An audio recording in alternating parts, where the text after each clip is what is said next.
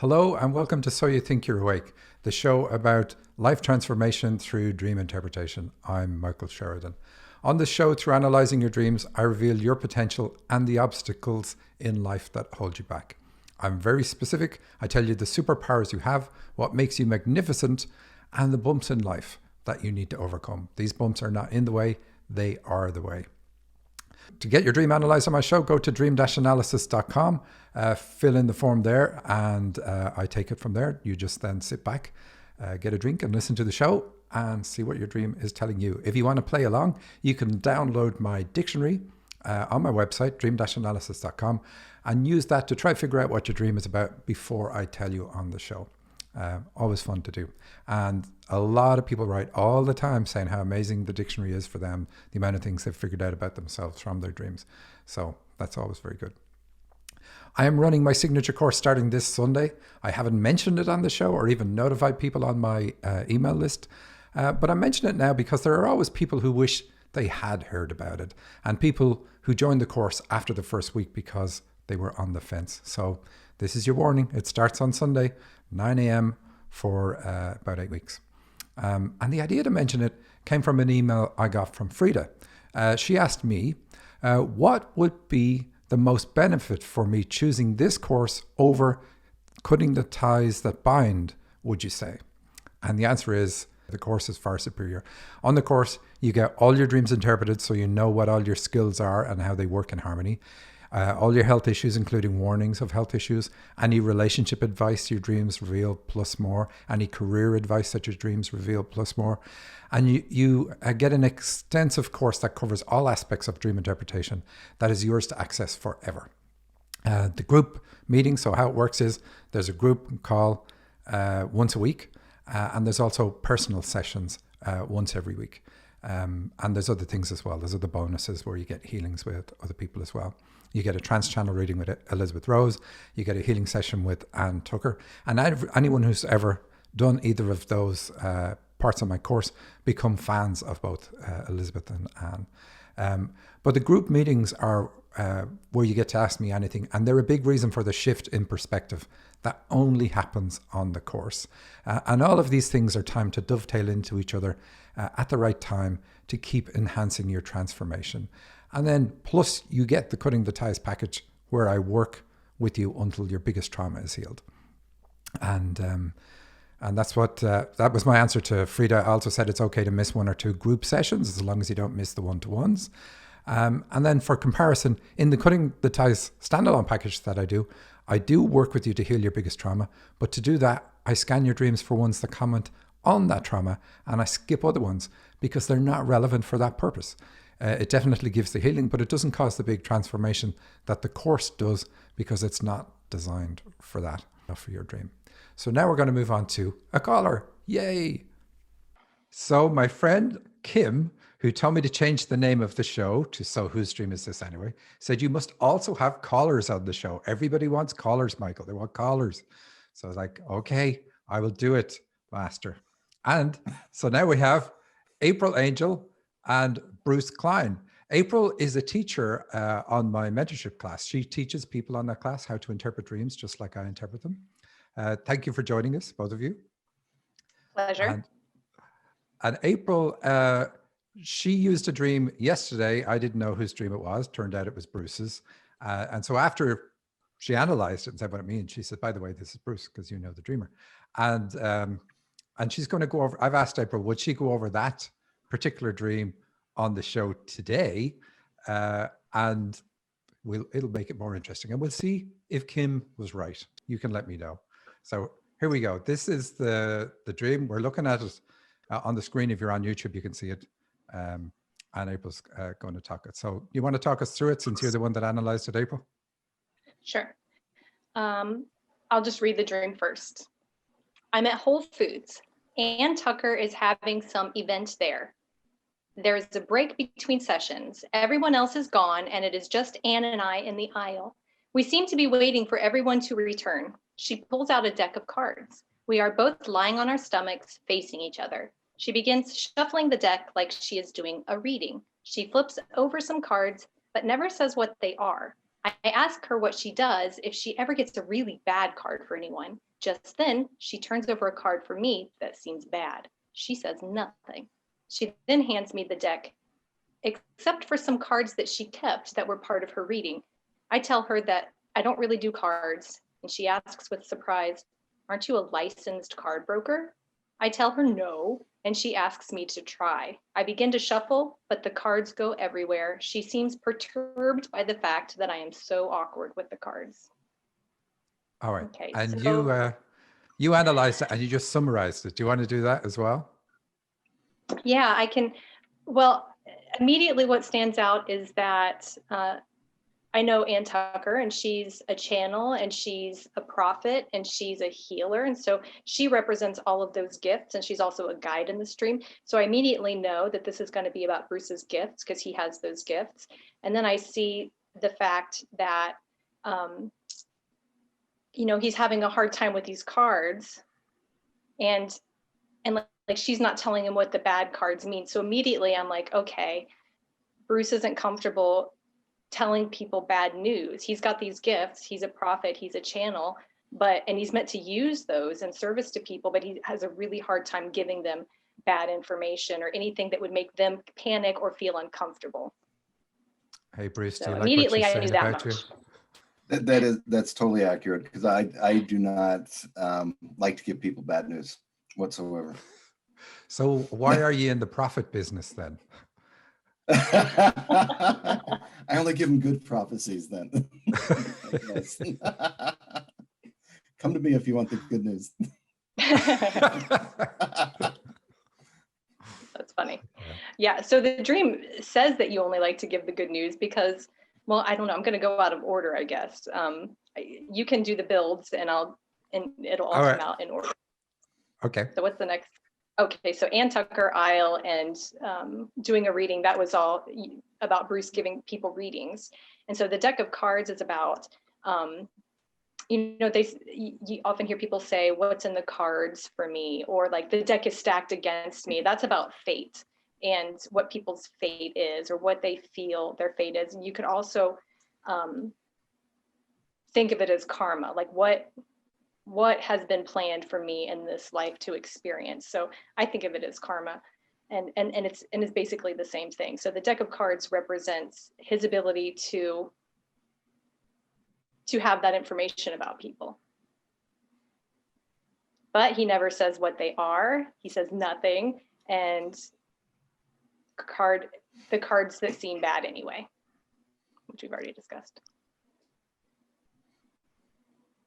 Whole Foods and keeping the cards to herself, that's what Bruce would do, because Whole Foods is something that it's whole. It's not been tampered with. They don't chop it up and use some parts. It's a whole food, like a whole carrot is a whole carrot. So Bruce is getting information, but he keeps some of it away. So Whole Foods is saying, like, you need to give the whole package, you need to deliver the whole healing message for the person.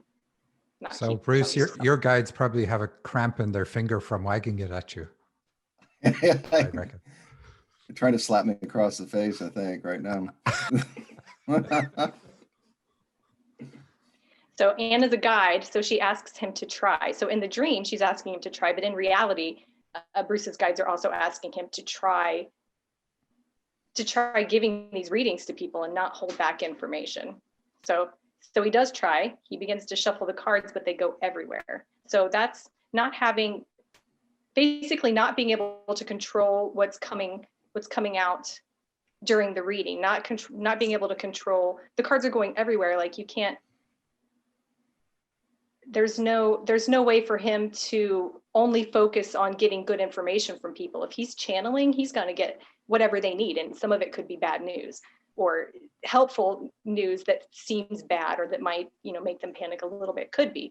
But the feeling of the cards going everywhere is like not being able to control that, and feeling awkward is just how he would feel having to give that bad information and giving readings in general. So I would say that's more about giving readings in general, but feeling awkward about it. Yeah. Okay, so you're saying if you were given a reading and there was bad news in there, you wouldn't get more awkward? It would get a lot more awkward, yeah. It's like pulling teeth, but you're doing it well, April. Oh, thanks.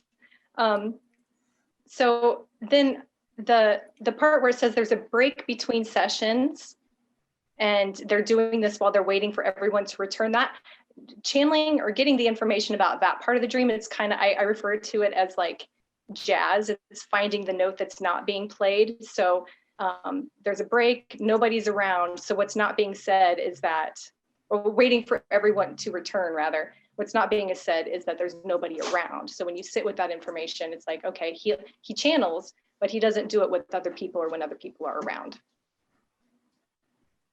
It's true. And then lying on our stomachs facing each other, that's about, that's a nod to childhood. This is something, a gift that he's had since way back then. And kids tend to sit on the floor and lie on the floor a lot. So it's symbolic of that as well. It shows us that it's connected to childhood and the history that he has with this, but also laying on your stomach is a way to protect yourself. Like if a dog flips over and shows you its belly, it's unguarded, it's trusting, but if you're laying on your stomach in a dream, it means that you're kind of protecting your head. So Bruce, you're afraid to show us your belly. Why? I know, I've got to roll over and let you scratch it, I guess, huh? Right, so I'll stop the share so it's back to us on the screen. There was a big part there in it though, where it says, Anne, who's the guide in the dream, says, "Aren't you a licensed card broker?" And I think that was why we decided to have it on the show. So do you want to cover that bit, April? Yeah, that one's, so a real estate broker, that's someone that can sell houses, that can deal in the business of real estate. But Bruce is a licensed card broker, so which means that he can work with karma and he can make deals for people to get them, I don't want to say new karma, but like to move from one karmic issue to another one. Like he can switch it around. You can switch the cards. If each card represents some karmic thing, you can move them around and give people a reprieve. So it's like, hey, let's work on this issue, which is quite interesting. So you thought that you were coming on the show to ask questions about that, of what it means and how you use it, but I'm going to just flip it right on you. How do you do that, Bruce? I don't know. That's what I'm fascinated by it. But I think it's a matter of helping people prioritize things. And somehow through the stream, it says I have that ability to help them prioritize which karmic issues they need to deal with at this time. Oh, you definitely do. And it's kind of like, I've seen it before. It's not that common. And April was pointing out that Susan Pullen, who used to be a co-host on the show, she also has this gift. And it showed up in a couple of dreams for her in different ways. And so what people who have this, they actually go to a different plane at the same time that they're working with their clients, and they organize that switch around on that plane. So it doesn't even really feel like I'm doing something like consciously here with you and it's going to change. It's more like, this is important that this changes now. We're going to work on this with you. And then you can automatically do that other thing. And it feels like it's something in the back of your mind, like up here in the corner. That's interesting. I've been having a lot of dreams about karma and trying to move karma around for myself a little bit. And so I'm just wondering if that's part of that whole thing. Oh wait, I don't know, April. Of course it is. Like you're the world's best surgeon, but you can't operate on yourself. Of course you can. It depends what it is, but like if you know and can diagnose, then you're certainly going to use that. So yeah, absolutely. Why not use it for you? And you can. And the thing about being able to move people's karma around you is you also know the implications of doing it. So you wouldn't move something that would be wrong to move. So you have a level of understanding and responsibility that goes with this gift. And so when you push somebody's karma back, when you suspend karma, it allows them do some work on themselves And if you look at karma is almost like a bank balance. So if I keep putting money in and taking money out, if I put more money in or more attention, or if it's good or it's bad, whatever it is, I will have a certain balance that is my karmic representation of that particular issue.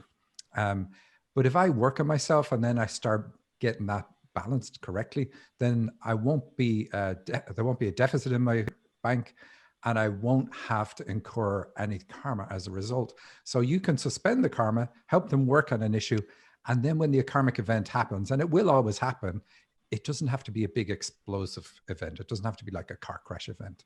It can be something minor.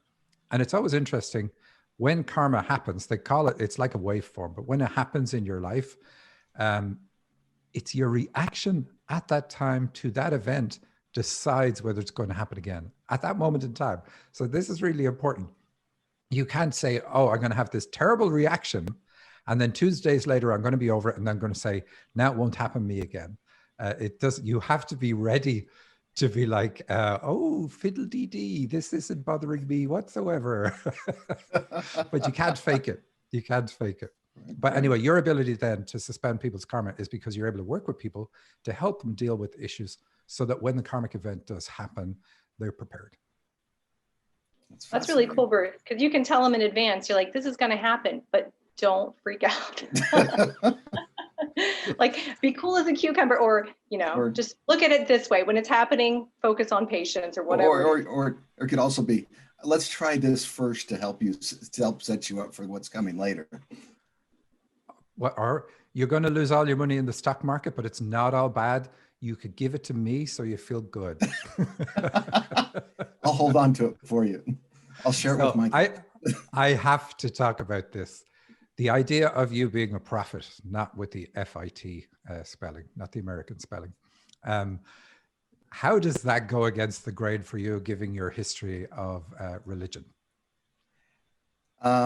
It's very interesting, just because growing up, I was told that only people, special people that are called by God, are the ones that have that right to get the divine inspiration, right? And that's correct. Inspiration's open to all, but for that special inspiration that prophets get, it's something different. And so there is a little bit of it's hard accepting that, just because I know what that means in other religions and other theories of what people think. But I do know it's something that's open to a lot of people, and not just those few selected people. And so I try to think it more as it's a common gift, right? It's more common than what you would want to think for, just this one person was selected by God to receive prophecy. No, it's more has more practical uses than that. I was more digging at the fact that you have such a strict religious upbringing, that does it hold you back because of the religious connotation with prophets? It does. I think it does a little bit, just because, well, it's in all spiritual gifts and spiritual leadership. In fact, it holds me back because there's a certain connotation with all of that that I have to work through, because it's hard for me to accept that I may have those gifts too, and I'm not the person that's particularly called, so to speak. And so, well, you feel you're not particularly called, right. But you clearly are called. And so, because of your religious show, do you want to give a shout out to the show that you, April, and Sherry do every week? Yeah, it's great. It's called When Religion Unravels, and it's a show about people who have been through religious experiences, and they found kind of a different path in life. And it talks about the transition that we do, and the kind of recovery process of once you leave a religion until the time that you kind of find what your next step is, where your true path is. And so I think we have a lot of interesting guests that from all various different religions that come on the show, and they talk about that. In fact, this week we're actually having a woman that is kind of in the process right now. And so it's going to be a little bit different, where she hasn't completely severed the ties with her other religion, but she's still in the process of that. So it's going to be a fascinating show. And it's on Thursdays at 8 Eastern, 5 Pacific on YouTube. Just if you look up When Religion Unravels, it's there. Okay, super. And I was going to say something else because of that religious connection. Oh, yeah. So in the Gospel of John, which is one of the only 2 Gospels that actually include anything that Jesus says, which is kind of interesting since it's all meant to be about him.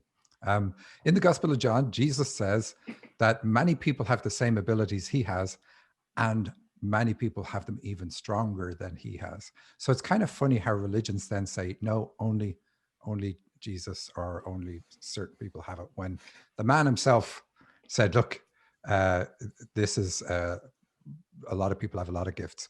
But I will say this, prophecy is not a common gift. You know, you don't need it. If you can channel, your guides can say, hey, here's what's going to happen next week. So you don't need to have that gift. Or in your dreams, they show something around the corner or up ahead in the distance. That's also what's going to happen in the future. So you don't need the gift itself. So it is pretty rare, but you definitely have it. There's no question about it. And you're being told to use it. So so you gotta stop doing it in quiet where you're only talking to your guides, which is what you and Ann Tucker talking is about, and get out there. So very good. Yeah, I know that. April, thanks for coming on the show and sharing this. And I bet you, like when you selected this dream for the class yesterday, did you expect to be on, I'd drag you on the show today? Did I expect to get 1 hour notice to being on today's show? No, I did not, but it's a pleasure and an honor, so thank you. See, April doesn't have the gift of prophecy. There we go. See, I knew I'd be on the show today. Bruce woke up and he's like, I know it. I think I'm going to be on the radio show today. All right. Thanks a lot. That's why I took a shower. And shaved. Take care. Bye. Bye. Bye. So now let us do some dreams. This is from Denise. She says, hi, Michael. I was looking up some symbols in your dictionary and saw the gun metaphor. Given that my dream I sent is full of guns, I thought maybe I should ask for a pseudonym to be used if the dream is interpreted on your show. How about Denise? Sounds good to me. I also forgot to mention that while the man in the dream was being shot by bullets, he just ignored them and wasn't hurt at all, seemed invincible and knew it. What does she say? Also, after going back and reading our dream again, I was surprised how many times I wrote 2 of this and 2 of that. Seems like a reference to channeling ability, which it is indeed, which reminded me of a dream I had a year ago with a killer whale. I was on a floating dock and went over to pet the baby killer whale. So, okay, killer whales or dolphins, they're all about the ability to channel. The dock is about birth because ships birth in a dock, and so it's a pun on that. And you say that, interesting enough, the whale seemed to be toddler age, which again reminds me of the age 2. So yet another reference to the age 2. That's it. Thank you. She coughs. Denise. So thank you, Denise. And yes, almost everybody uses a pseudonym on the show. But I'm going to have a caller, if I can, every week on the show. And of course, it's hard to use a pseudonym if you call in. So, but that's what I'm going to try to do. Anyway. This dream is called Mysterious Man. You say, my mom and I have been hired to watch a couple of young girls for an hour or 2. Their father, who hired us, seems aloof and distracted. I believe his wife either died or divorced him, but he is preoccupied with work and possibly girlfriends. I start to get a little bored because I'm usually more active and it doesn't really take 2 of us to watch over these 2 little girls. Then I notice that there are at least 2 other women of different ages who are also watching over the girls, and I decide I am not really needed here and I'm going to go home.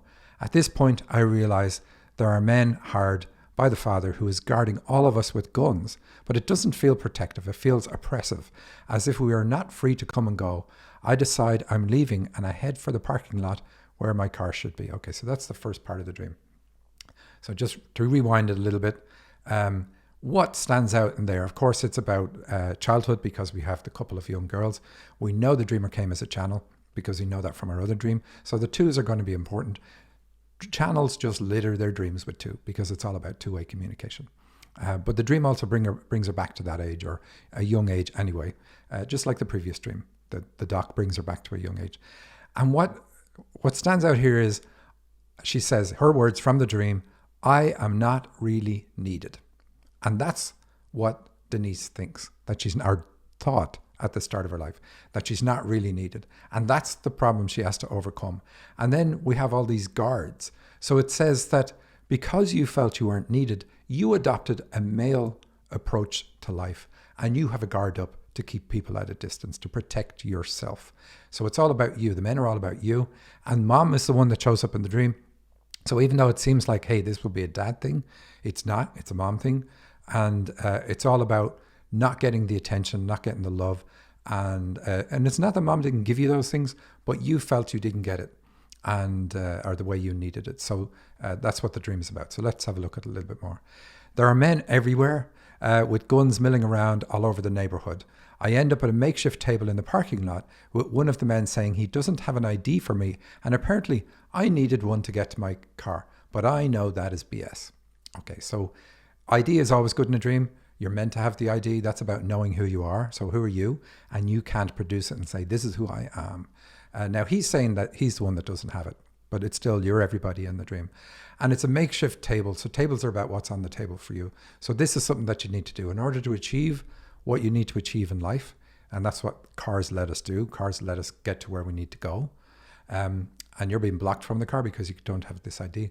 It's about discover who you are and then start your journey of achieving your goals, because otherwise you could be trying to achieve the wrong goals. And many of us do that. That's, doesn't really say a lot. That a lot of us fall into that one. You say, in the next scene, I'm outside of this parking lot and I see the men start shooting at something coming from the woods and through the lot. I assume it is something pretty evil, a monster or something, but I decide I don't care, and that I'm going into the parking lot to get my car, even though I see it's empty and not sure it'll be there. As I rush in, the men are shooting at the thing that scares them so much, and I look up expecting it to be scary, but instead I see a man with a long cream-coloured coat walking and not affected by the bullets coming at him. That's great. I don't know who this man is, but I keep going towards my car, wanting to defy the men with guns, and they are so preoccupied with fighting this man that I'm not worried about them coming after me. So the cream-coloured, that's about the need for acceptance and tolerance. And so while I'm saying it's mom, because mom is the first one that shows up in a dream, and usually that's the key. Whoever is the first parent that shows up, and like she shows up directly. So whoever's there is usually the one you got to work on first. And then you have other men. They're hired by the kid's fathers, not really your dad showing up in the dream. So there are going to be things there, but the big stuff is around having your guard up because you didn't feel welcome, didn't feel loved, and felt like you weren't needed and wanted to give up. And so the cream color is about overcoming that. And the coat indeed is a protection too. So what do you say in this dream? You say, I decided I don't care. So you really do care, but you've got to overcome that. And hopefully I've covered enough for your dream. So that's my show for this week. Thank you very much for watching and listening. Don't forget, go to my website, dream-analysis.com. You'll always find out all the latest things that I'm doing on that website. And you can send your dream to me or download my dictionary and get all sorts of hot tips about how to interpret your own dreams. Until next week, take care.